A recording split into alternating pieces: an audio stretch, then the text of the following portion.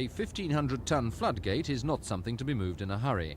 It took 2 specialist crane barges working in tandem 24 hours to inch the 61 metres of steel into place.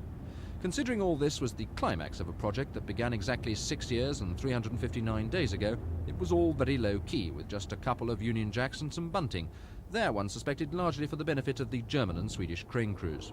But then this was the 10th gate to be installed in the last 2 years, even though there were moments when it looked as though it would never make it. For 16 weeks, the gate, it's 20 foot high and hollow, sat up on the yard and Teesside where it was assembled, its shipment south blacked by 500 local dockers fighting a completely unconnected pay and manning dispute.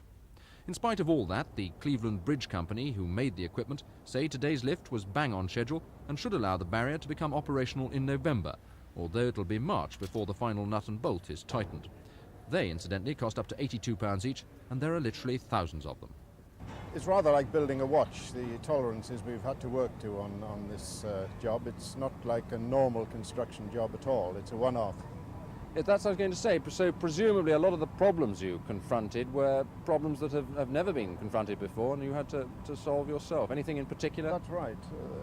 In particular, it's not so much the erection of these large gates as the gate arms on which the gate sits, where we have to enter the gate onto the piers in a shearing where we have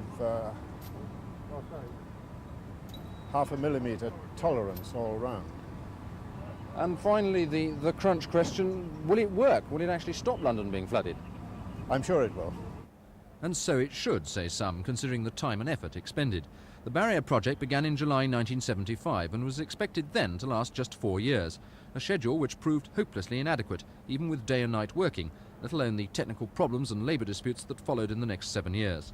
But if the timing is out, so too is the cost. That's climbed from a basic contract price in 1975 of £38 million to an expected £700 million when the last bills are paid, a quarter of them by the GLC and the rest by the Treasury. It may sound like an accountant's nightmare, but not when one considers the alternative. Without these gates being able to hold back that freak tide they've been predicting for a decade now, 45 square miles of London could find itself underwater, and the cost of damage on that scale is put at a conservative £4 billion, or nearly 7 times the cost of the barrier. Stephen Chambers at Woolwich for Thames News.